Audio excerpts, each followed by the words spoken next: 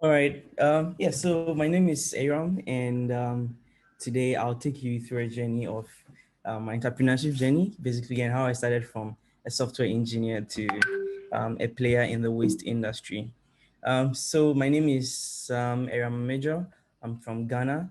I'm co-founder and CEO of Jumeni. My social media channels are uh, just with my name, Eyram Introduction. And a fun fact about me is I love to cycle a lot and really long distances in my leisure time. So my startup, Jumeni, provides basically what we do is we provide software solutions for African SMEs. And the kind of software we provide is field service software and basically and mainly for the waste management and logistics industry. And so if you don't know what field service management is, it's basically connecting, having a software which connects businesses that have operations on the field to their customers to the back office processes so that while the company is in the office, they're able to have an exact idea of what is going on the field with their mobile workforce. So I started my journey, entrepreneurship journey from university, from college. I was in Blue Crest and I was very excited about technology. Uh, I wanted to be one of the best software developers and I was on my way to that. So here you can see in school, I ran a lot of programs teaching a lot of my colleagues on software development and all of that. And fast forward into 2018, I joined MEST, that's Meltwater Entrepreneurial School of Technology. And I discovered that I not only could know how to write software, but I also had very good business skills.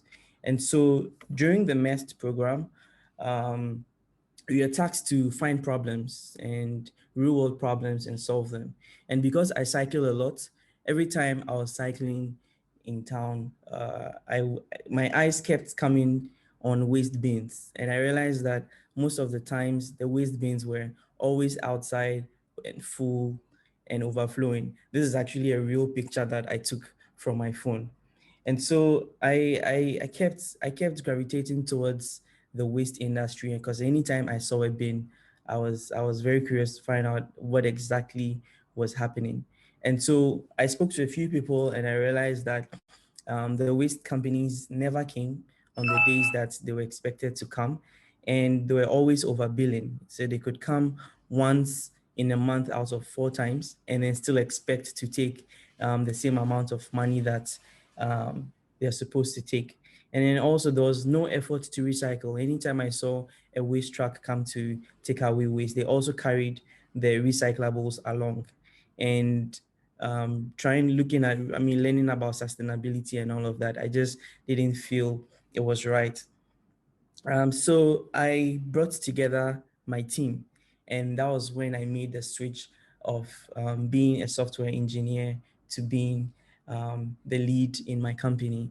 So I quickly put together my team. I met my two co-founders, Kevin from Kenya, Emmanuel from Ghana, and then we started. Initially, it was open, so we're looking at solving other problems as well, not really in the waste industry. But it was really interesting how all of us resonated with the problem in the waste industry, and then we really, really, really wanted to solve it.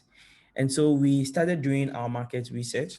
We spoke to businesses and households to find what their problem was with the waste companies. And then we also spoke with the waste companies to find what the problem was with their operations. And with the waste companies, we realized that there was a bit of field management there. They were still doing field management, but was very unoptimized. The managers of the waste company did not know what was happening on the field. They had no idea where the drivers were, what work we were doing, and all of that. So it created a lot of room for these drivers and janitors to pick waste that did not belong to the company. So money revenue was being diverted into people's pockets and not the companies. And then they also had a system where there were revenue collectors who went out every month or every week to go and take money from the customers.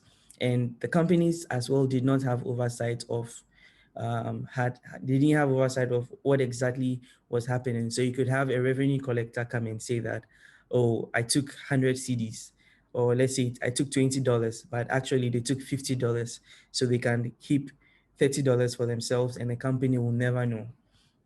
So this was one of the reasons why there was always waste flowing, among other issues. One of the reasons why a lot of the waste companies were dying very quickly. Operations was very poor. More than 60% of the waste was not being taken, leaving the whole country in a mess, especially the city.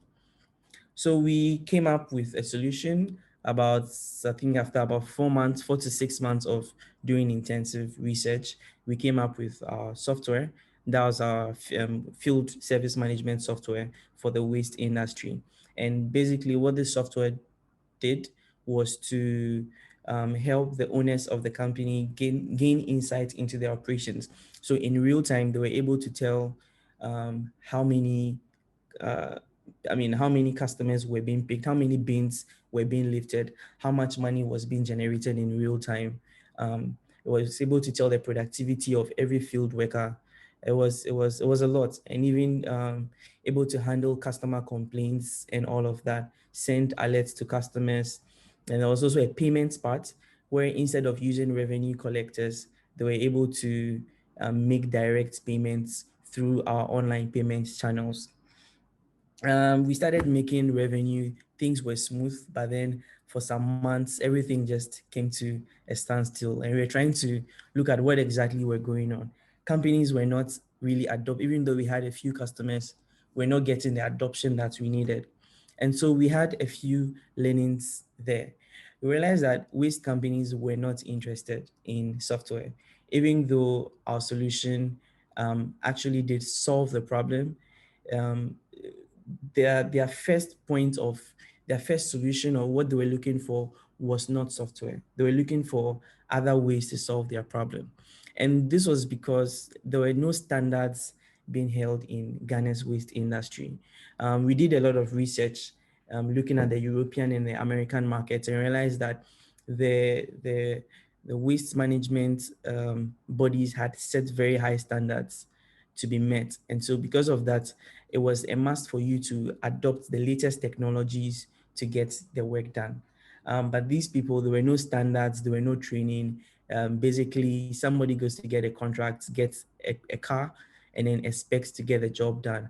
But then there was not really a way to make sure that these people are adhering to the highest standards. So we realized that the interest in software was not that much, and the companies that were interested in software had existing tools that they were okay with. So they had Excel, they had QuickBooks, and then some other software uh, that they were using. So our solution was not what they were really looking for. And it was surprising that we had people from Europe and America contacting us every time for our software, and the people in our own country were not so interested. And then we also had pushback from the stakeholders. So for the companies that were using our product, so for example, we were now making it difficult for revenue to be stolen within the company. So we had a tracking feature that knew where the truck was and how much waste was being lifted. And so because of that, the drivers did not want to adopt the solution in the vehicle. They could turn off their devices and all of that. The revenue collectors also sabotaged us. And so it was just really difficult making sure that the software and the companies were sustainable, because we're now putting a lot of people's jobs at risk. And probably we arrived too early because there were no competitors in the market, direct competitors in the market when we arrived. And so we had to make a pivot. We sat down, that took us a period of about 3 months to plan and really understand what was happening in the industry. And so that pivot happened. So we looked at the industry at a bigger scale, and we we saw a new opportunity that was informal waste collectors. In our earlier research, the waste management companies painted these guys as the bad guys, that they were encroaching in their areas and all of that. But we went back into the market and did the research, and we realized that These guys were the real heroes. 60% of the waste is not taken, and these guys were the ones that were making sure that all the waste in the inner cities were taken. So our pivots just basically, so this is them. They have these little tricycles that they use around to collect the waste. So with our new solution, it was basically the same software, but the audience changed, the target changed. And then we came up with this PostGreen. And so basically this PostGreen is an online platform which connects households and businesses to waste collectors. You can think of it as Uber for waste. So with Dispose, we made it very easy for our customers, that is businesses and households, to manage multiple streams of waste without switching waste providers. So they were able to do plastics, they're able to do glass, organic, general waste without switching any providers. And that really gave us a lot of I mean that changed things really quickly for us. We now started signing up huge customers like Nestle. We had Unilever, we had some big name hotels, and then some embassies signing up on our product.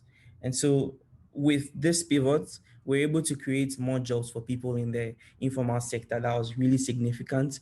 For the existing haulers who took our waste for us, they were able to increase their income. And then we made significant impact in the waste industry, because there was never a time that anybody brought technology into the waste industry. And I can boldly say that we're the first people to make that impact in Ghana. And then also, I mean, as a business person, we're able to increase our revenue 5 times more than what we made in our first 2 years. And it's really interesting that right about the time we were pivoting, COVID-19 struck. So you can just imagine starting all over from scratch, and then a pandemic hits. And by then that did not bring us down. So we're able to learn a lot of lessons, figure out our way in the pandemic, because it was just like we were starting a new business. So this actually, for me, was a very good opportunity. And COVID hurt some people, but I wouldn't say that COVID hurt us. It was a very good opportunity for us at that time. So now with our new business model, being the waste collector now, and then having different haulers work under us, outsourcing all the contracts. These are some of the challenges we have faced. So now, because we are growing, Ghana, the laws of our country requires you to have a contract from the municipality in order to operate in that area. There's no policy right now that speaks to software solutions or technology solutions that are in the waste industry. So sometimes we have the very waste companies that we went to now fighting us because some of their clients have left to come and join us. And it's a bit political. So it's been a little challenge securing municipal waste contracts because of the politics. We are not affiliated to any party, so it's been a bit difficult. And the second one has been reaching the grassroots.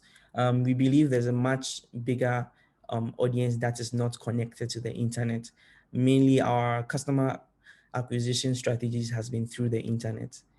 So we need to figure out ways to reach people on the grassroots who don't spend much time online. And then the final one is scaling. We need to be able to scale into different regions, different states, and different countries as well. Waste is handled a bit differently in any given region. So we need to be able to figure out the dynamics of the waste industry for each region we go to and how exactly to make it work. So my lessons and takeaways on my journey as a software developer to a full-time business person in the waste industry is, the first one is, you need to validate your problem and solution constantly. Even if you have a product that you've launched and customers are paying, you always have to be in tune to know what exactly is going on. Is your solution still relevant? And make sure that you pivot accordingly. Don't be afraid to pivot, especially when you've come a long way. You've spent 2 years working on something and it looks like you have to leave everything and go do something else or change your focus. It is not too late to pivot, and don't be afraid to pivot. Embrace it. That was one of my biggest fears, but I was able to embrace it. Also, beware of time wasters. This is very specific to the part of the world I'm coming from. Ghanaians are not very straightforward, and so often you're not able to get feedback directly on things. You keep getting a lot of back and forth, back and forth, back and forth. And so sometimes you'd want to hang on to the promises of people, hoping that things are going to work out. But you need to be able to know that you need to be able to know that these people are time wasters, or I mean, where the time wasters are, and then having the strategy there to move away very quickly. And then you always have to anticipate what is coming next. And in doing that, you need to trust your gut. Most of the times, it's right. And my biggest learning is as an entrepreneur in Africa is that software is just an enabler. You cannot, it's very hard to run purely on software here, unlike other parts of the world. Here, software has to enable something that is physical on the ground in order to make it work. So that has been my journey and then my story so far. And I hope that it has impacted someone here. Thank you.